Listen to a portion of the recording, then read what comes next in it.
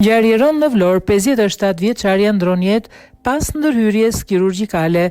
Një ngjarje rënd ka ndodhur në qytetin e Vlorës, ku sipas informacioneve policore, një 57 vjeçare është gjetur e vdekur në banesën e saj. Policia bën me dije se viktima, shtetësja me inicialet MB, kishte kryer më herët një ndërhyrje kirurgjikale, ndërsa po heton rrethanat për shkaqet që çuan në vdekjen e saj. Specialistët për hetimin e krimeve kanë referuar materialet në prokurori, ndërsa vion puna për përcaktimin e saktë të shkakut të vdekjes.